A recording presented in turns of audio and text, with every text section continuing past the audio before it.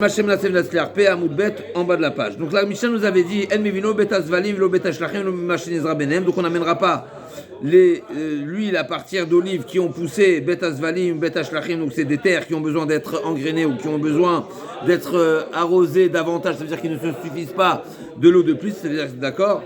Velo Machem Ezra Benem, et ce qui a poussé entre. C'est une qualité de terre, ça, Oui, non plus pas la plus évidente. des olives où on a planté des autres plantations entre les arbres.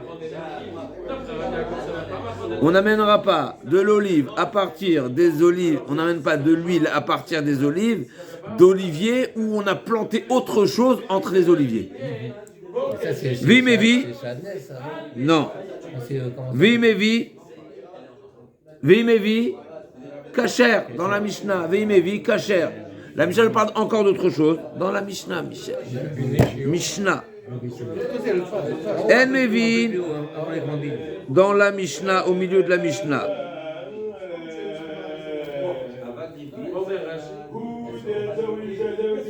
Est-ce qu'on est avec moi? Oui, parfait. En Mevin, Anpaktan. C'est quoi Anpaktan? Anpaktan, c'est de l'huile qui a été obtenue à partir d'une olive qui n'a pas mûri. L'oevi ashlish, elle n'est même pas arrivée à tiers de maturation. D'accord? Anpaktan. Qu'est-ce que c'est marqué dans la Mishnah? C'est quoi le din? El mevi alpatan vimevi. La Mishnah. Vimevi. Kacher. D'accord? Ça, c'est la Mishnah. Donc, on n'amènera pas d'olive. Ils ne sont pas mûrs. De l'huile obtenue à partir des olives pas mûres. Mais s'il a amené, kacher. Troisième catégorie dans la Mishnah. Agargarim shenashru b'maim. Velo min akvashim le mashlukim imevi pasoul. Donc s'il a fait de l'huile à partir d'olives, qu'il a laissé tremper, qu'il a laissé macérer, qu'il a fait bouillir, etc., c'est pas kacher. On est bon? Ve'atanya, Gemara, dernière ligne de la page. En mevino betas valim. Ve'atanya, en mevin, anpaktan. Dans notre Mishnah, c'est marqué Veimevi, Kacher, alors que dans la Braïta, c'est marqué Ve'atanya. En mevin, anpaktan, on y va. Veimevi, pasoul. Dans la Mishnah, c'est marqué Veimevi, Kacher, là, c'est marqué Veimevi, pasoul. Donc les khatrila, tout le monde est d'accord qu'on n'amène pas. Maintenant, il a amené quand même. Kacher ou pasoul? Dans la Mishnah, c'est marqué Kacher. Dans la Braïta, c'est marqué pasoul. Contradiction. Question de la Gemara. La Gemara dit Mipne Shou Saraf, Amarav Yosef Lokashia, Arabi Ria. Donc c'est Saraf, c'est-à-dire que c'est pas de l'huile. Saraf, c'est un liquide. C'est du jus d'olive. C'est pas de l'huile. D'accord? La Gemara dit Amarav Yosef Lokashia, Arabi Ria, Arabi Shimon Berabi. Rabbi Ria Zarikle. Rabbi Shimon, Barebi Metabelbe, Vesimanach, Ashere Mekamtsin. D'accord? Donc là, on m'a dit effectivement, c'est une marloquette Tanaïm. Certains disent que c'est cachère et d'autres disent pas cachère. Et d'ailleurs, on voit ce que l'Agma nous dit Rabbi Chia, Rabbi Shimon, Rabbi Chia Zarikle. Rabbi Chia ne le valorisait pas cette huile-là. Et donc il le jette. Alors que. Rabbi Shimon, Rabbi Metabelbe. Il trempe dedans, donc c'était de l'huile. Et l'Agma dit Vesimanach. Maintenant, comment tu vas te souvenir qui est-ce qui faisait quoi et qui est-ce qui pense quoi? Vesimanach. Ashirim et Kamtin, qu'est-ce qui est Ashir? Riche. Qui est-ce qui est Shir? Qui est riche? Entre Rabbi Chia et Rabbi Shimon Berebi. C'est qui Rabbi Shimon Berebi? C'est qui? Berebi, ça veut dire beaucoup. Rabbi Chia était riche. Rabbi Shimon Bar Rebi. C'est quoi Bar Rebi? Fils de Rebi. C'est qui Rebi? C'est qui Rabbi? Dis-moi un nom. Rabbi Yehuda Anassi. Il était riche. Donc Rabbi Shimon aussi il est riche. On est bon. Donc Rabbi Shimon, c'est un fils de riche. Rabbi Chia pas forcément. C'est Rabbi Chia qui était pauvre. C'est pas marqué qu'il était pauvre. Mais Rabbi Shimon de Rabbi, on sait qu'il était riche. Rabbi, on sait qu'il était riche. C'est marqué que Rabbi, il manquait rien à sa table, ni en été, ni en hiver. D'accord? Il y avait tout ce qu'il lui fallait. Rabbi Chia, on ne sait pas. On sait que Rabbi Chia, il est parti planter le lin pour faire les filets, etc. Mais ça, c'est autre chose. En tout cas, Qui est-ce qui est plus proche de ses sous? Comme ça. Qui est proche de ses sous? Comme ça, c'est un caractère. C'est un caractère. Hein. Qui est-ce qui est proche de ses sous? Il y a deux réponses. Qui est proche de ses sous? Celui qui est pas trop riche. Le riche. Le riche. Bah oui, le riche. Le riche est proche de ses sous. Achirim et Kamsin, ceux qui sont riches, ils valorisent chaque chose. Après, tu vas dire, est-ce que c'est une cause à effet ou pas? Mais en tout cas, ce qui est marqué, Vesimanar, c'est ce que tu vas te rappeler. Qui est-ce qui valorisait? Qui est-ce qui donnait qui valorisait de l'huile obtenue à partir d'olives qui n'ont pas mûri, même pas un tiers de maturation? Rabbi Shimon ben Revi. Lui, il était métabel, non seulement qu'il est valorisé, mais lui-même, il était métabel dedans. Ok, donc c'est une marloquette. On y va. Shisha chodashim shemen amor, shemen amor. Donc on a parlé de, là on parle de la Megillat Esther. Ah, on est bien Megillat Esther. Shisha chodashim shemen amor, shemen besamim. Donc c'est quoi shemen amor? Donc c'est une huile particulière qui sert à quoi? On va lire. C'est une huile de beauté. Oui. Maï shemen amor. Qu'est-ce que shemen amor? Ravuna Bachri Amar Satreta. Rabbi Yirmiyah Baraba Amar shemen zaït chez le Evishlish. Donc quand on parle de shemen zaït chez le Evishlish, d'après un avis, c'est exactement ça shemen amor. Et c'est quoi son bienfait? C'est quoi son bien-être? C'est quoi sa particularité? Tanya Rebi Udomer Anpakton pardon, shemen zaït chez le Evishlish. Lema Sachinoto, pourquoi elle était utilisée, cette huile-là, pourquoi elle était utilisée?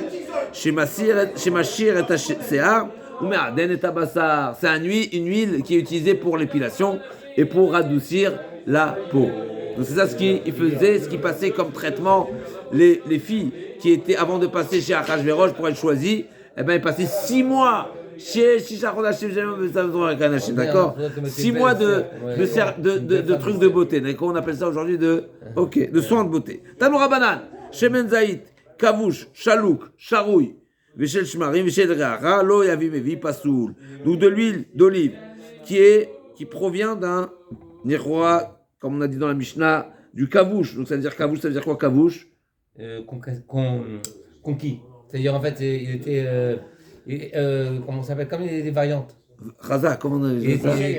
Macéré, qui ont macéré. C'est de l'huile, dans le sel, etc. Donc il a été, il y a d'autres éléments, n'est-ce pas? Kavouch, c'est d'accord. Après, ok. Chalouk, c'est quoi chalouk? C'est dans de l'eau, c'est bouilli. Charouille, même si ça simplement trempé. On sait que chalouk imbouchal, on sait que charouille vechen, vechel shmarim.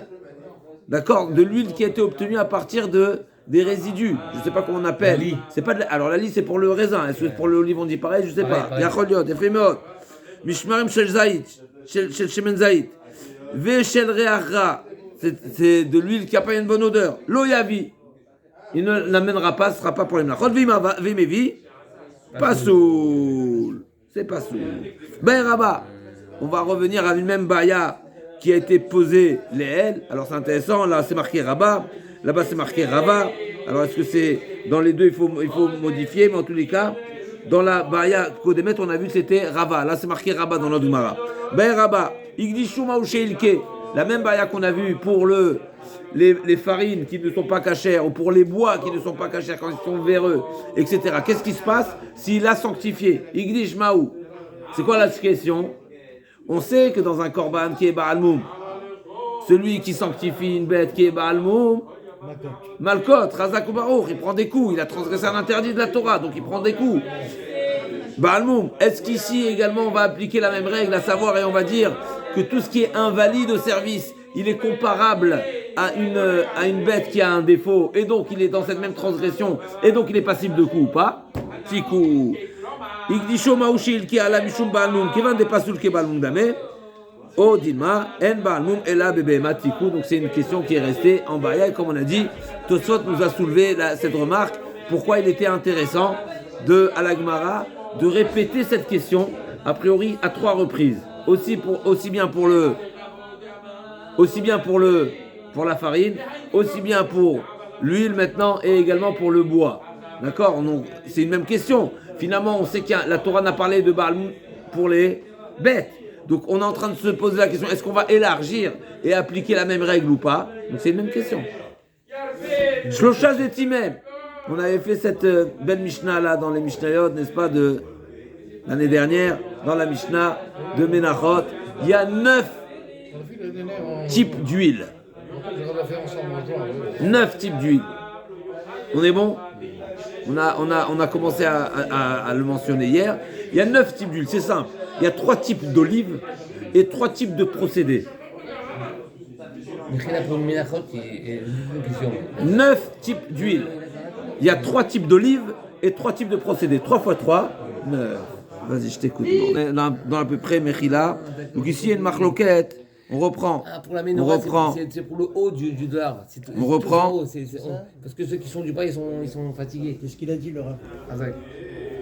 Rabbi Yehuda Omer, Sivot Asal. Donc d'après le Tanakama, alors on va voir dans Agma, il y a une marloquette, pas marloquette, mais il y a une précision ici. Du côté, je notais les torts Asal. Rabbi Yehuda Omer, Sivot Asal. Donc il y a ici une marloquette très fine. Comment mettre les olives pour ne pas que justement la première huile qui est première pression, ce qu'on appelle première pression à froid a priori, c'est-à-dire que le jus d'olive va se presser par lui-même, d'accord, martéchette, mais en tous les cas il va dégouliner. Donc il fallait que, est-ce que il va s'extraire par le dessous du kéli ou par les côtés de manière à ce que l'huile quand elle sort, elle ne rencontre pas encore d'autres olives, sinon elle va se salir. Alors, je sais pas, ça c'est le Barthénora. Mais en tous les cas, cette marloquette, est-ce que c'est Seivot Asal ou Tor Asal? Donc ça c'est, en tous les cas, ça c'est pour la première pression à froid de la première olive qui est en haut de l'olivier. Chazar Veton Bakora, une fois qu'il y a déjà eu la première pression, deuxième étape, c'est que ces olives-là qui ont déjà donné leur jus d'olive, d'accord, eh ben ils vont être pressés à nouveau encore plus fortement avec la poutre, la grosse poutre, qui va presser. Ça s'appelle toujours une pression à froid, n'est-ce pas? Mais c'est déjà la deuxième, c'est pas la première pression, c'est la deuxième pression. Rabbi Yehuda Omer Ba'avanim. Mais après Rabbi Yehuda, c'est pas avec une poutre, mais c'est avec la pierre. Zesheni, donc ça c'est la deuxième catégorie. Chazar Vetachan Zeshlishi. Troisième étape, c'est que c'est déjà Tachan, il les a même moulus, d'accord? Donc ce qui est ce qui a été pressé par la poutre ou par la pierre, eh ben on va moudre maintenant toute la chair de l'olive et avec ça également on va faire de l'huile. Ça c'est déjà la troisième catégorie de la première olive qui est en haut, d'accord? Zeshlishi Arishon, la menorah, Bachar le Menachot. Pour la menorah, ce sera uniquement la première huile, de la première pression, type de pression qui sera utilisable pour la menorah. Et le reste pour les menachot. Hacheni, deuxième olive. Deuxième cueillette. Ouais, mais Gargero Beroshagag, pareil, là aussi. Donc c'est déjà pas Beroshazaït. C'est pas ce qui est au-dessus de l'olivier, mais c'est Beroshagag, au niveau du toit. C'est une manière de dire, d'accord, c'est la partie du haut de l'olivier, mais c'est pas celle qui est la plus exposée. Rabbi Yehuda Omer, Sivot Asal, Zerishon, Tan Bakora, et Rabbi Yehuda Omer Ba'avanim. Zesheni, Chazar Vetachan Vetaan, Zeshlishi. Arishon la menorah, à nouveau, on pourra utiliser également la première pression de la deuxième catégorie d'olive, également pour la menorah. Et le reste pour les menachot. Donc à nouveau, ce qui est intéressant pour la menorah, ce qui est important pour la menorah, c'est la manière de presser l'olive. Même si c'est pas la meilleure olive, c'est pas la plus exposée, elle sera cachée pour la menorah. C'est la première pression. Shlishi, Otno Betabad, Achilki ou Ma'aloum Menagbo Berosh Agag, côté je me tenais Toch Asar, Rabbi Yehuda Omer Sivot Asar, Zerishon, Toan Bekor Rabbi Yehuda Omer Ba'avanim, Zesheni, Chazar Vetachan Vetaan, Zeshlishi, Arishon la menorah, Bachar le Menachot, là aussi pareil, même pour la troisième cueillette, eh ben, la première pression elle sera cachée pour la menorah et le reste uniquement pour les menachot. Donc en tout, nous avons combien de catégories d'huile? 9. Il y a 3 olives, 3 procédés. 3 procédés pour chacune des cueillettes. Mais quand on dit ça, pourquoi la Mishnah? Donc de quelle manière se réaliser la première cueillette? Est-ce que c'est Megar Gero, n'est-ce pas, Garir, ou bien Megal Gelo? Qu'est-ce que c'est Gargero? Alors, Gargero, on va dire. C'est-à-dire qu'il va, il va faire une cueillette à l'unité. Gargir. D'accord? Ou bien non, Megalgelo, c'est-à-dire que on va attendre que toutes les olives vont être mûres. C'est un triage. Tashma. C'est un triage, en fait. Question. Megalgelo ou Megargero? Gargir, ça veut dire que c'est à l'unité. Chaque gargir, chaque grain. Tashma ou Megalgel, les galets, c'est attendre. Tu attends que ça. D'accord. Detania, Shemen Zaït, Mizeto, Mikanamrou, Zaïd Rishon, Megalgelo, Berosha Zaït, Vekonso, le Betabad, Vetochanu Berachem, Notnu Basalim, Shemen Semenu, Zaya Shemen Rishon, Zaya Rishon, Ta'an, Bakora, Shemen Semenu, Zaya Sheni, Vechazar ou Parak, Tachan, Veta'an, Zaya Shelishi. Donc on voit clairement, Arishon Kasha Menorah, la Menorah, Vachar, la Menachot, Vechen, Zaïd Sheni, Vezaïd Shlishi. Donc la Braïta, effectivement, ne s'est pas répétée comme la Mishnah, comme toi tu as posé la question, Mordechai. Donc effectivement, dans la Braïta, on verra que ça ne s'est pas répété. Une fois qu'on nous a détaillé les trois procédés, eh ben c'est la même chose pour les deux autres cueillettes. Mais en tout cas, ici, c'est marqué dans la Braïta, Megal Gelo. Donc Megal Gelo, c'est-à-dire qu'on attend que l'olivier soit totalement mûr. C'est quoi la question de la Gemara? On va y aller où? C'est où la question? Vas-y, relis. Je te laisse relire. Il y a une question. Gargero, t'as וכן שני, וזה שלישי, אותנו בבית הבד עד שילקה ומעלה לראש הגג והוציא אותו כמין תמרת שזו מימיו, כונסו לבית הבד ותוכנו, וכונסו לבית הבד ותוכנו ברחם ונותנו בסנים ושמן יוצא ממנו. זה היה ראשון, טען בקורה של שמן, בקורה, שמן יוצא ממנו. זה היה שני, פרק, חזר וטחן וטען. זה היה שלישי, הראשון, למנורה והשאר, למנחות. רבי אומר לא היה תוכן מהחיים אלא קודשו במכתשת, ולא היה טוען בקורה אלא באבנים, ולא היה נותנו בסים אלא לתוך סביבות הסל.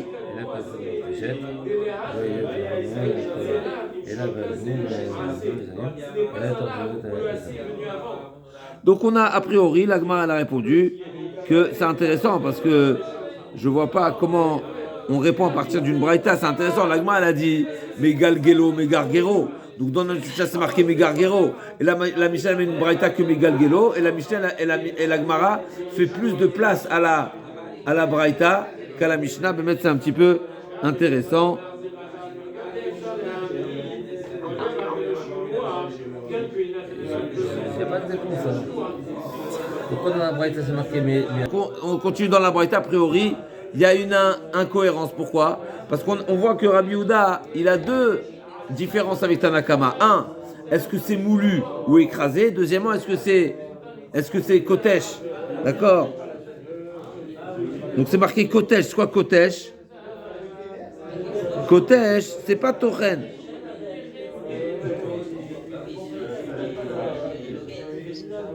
Donc d'après Tanakama, Tochano Barechaim, c'est-à-dire que c'est moulu. Moulu. Ou pressé. Kotesh.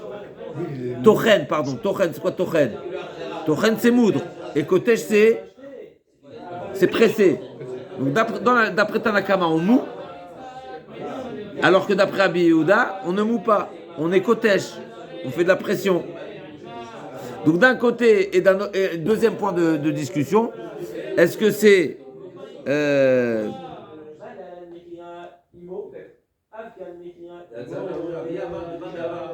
Agoufa Kasha Kotesh Mané Rabbi Yehudaï Tochasal Tanerabanan. Deuxième point, c'est est-ce que c'est Tochasal ou c'est sur les côtés? Donc on a ici une incohérence. D'un côté on voit que c'est Rabbi Yehuda qui nous dit Kotesh, d'un côté c'est marqué Tochasal à l'intérieur. La Gemara répond effectivement Haïtana Savala Kivate Bechada, effectivement cette braïta elle est partagée entre Rabbi Yehuda et Tanakama. Il y a une partie comme Rabbi Yehuda, une partie comme Tanakama. Arishon chez Barishon, Mishnah suivante. Arishon chez Barishon. En Lemala Emeno. Donc on a dit à combien de qualités d'huile? P, Vav, Amoud, Aleph, en bas de la page. P, Vav, Amoud, Aleph. P, Vav, Amoud, Aleph, Mishnah. Arishon chez Barishon, En Lemala Emeno. Combien de qualités d'huile on a? 9. on a 3 qualités d'olive et chacune des qualités, il y a 3 huiles. 3 fois 3. Arishon Shebarishon Lemala Emenu. Donc la première qualité, c'est la première pression de la première olive, qui est tout là-haut. Il n'y a pas mieux. Hasheni Shebarishon, le deuxième procédé de la première qualité d'olive, elle vient en deuxième. Donc Hasheni Shebarishon, Varishon Shebasheni Shavin. Le deuxième procédé de la première olive équivaut le premier procédé de la deuxième olive. Encore une fois, le deuxième procédé de la première olive équivaut le premier procédé de la deuxième olive. Il y a Hasla, on avait fait un plan, d'accord, pour celui qui veut voir. Donc là, Michel nous a dit, il y a 3 types d'olives, 3 procédés pour chacune des olives, et pour chacune des olives, oui, effectivement. Donc il y a, donc la valeur du deuxième procédé de la première qualité vaut le premier procédé de la deuxième qualité d'olive, et le premier procédé de la troisième qualité d'olive, il équivaut quoi? Le deuxième procédé de la deuxième olive, et ça équivaut également le troisième procédé de la première qualité d'olive. D'accord? Comme on a fait le dessin impeccable. Et l'Agma nous dit, normalement, si on faisait place à notre logique, on aurait dit que pour toutes les menachot, il faut la meilleure olive. Pourquoi? On fait un kalvachomer. Si déjà pour la menorah, qui est seulement de l'allumage, la Torah nous dit, Zar katit la maor, à plus forte raison la mincha qui est consommée. Eh ben non, malgré tout, Afkon Mechon Ebedim Shetum Shemen Zayitzach, Ma Menorah Shenalach Latuna Shemen Zayitzach, Menachot Shem Lachila Enodin Shetum Shemen Zayitzach, Talmud Lomar, Zar Katit la Maor. La Torah dit, quand est-ce que je t'ai demandé du Zar Katit, qui est à nouveau première pression à froid, c'est seulement pour la menorah. Seulement pour la menorah et pas pour le reste. L'Agma a dit, Shavin, comment tu peux me dire que le deuxième procédé de la première olive, elle équivaut la première pression de la deuxième olive? Mais tu es en train de me dire que pour la menorah, il faut première pression à froid, katit. Donc ça n'équivaut pas. Ça équivaut pas. L'Agma dit effectivement, pour la menorah, il y a une exigence, katit la maor. C'est-à-dire, c'est quoi l'exigence de la Torah? C'est la première pression à froid. Des 3 catégories. Donc 1, 4, 7, ça s'équivaut pour la menorah. Donc pour la menorah, c'est ou la première pression de la première catégorie, ou la première pression de la deuxième catégorie, ou la première pression de la troisième catégorie. Elles ont tout un point commun. C'est quoi katit? Et donc ça s'équivaut pas du tout.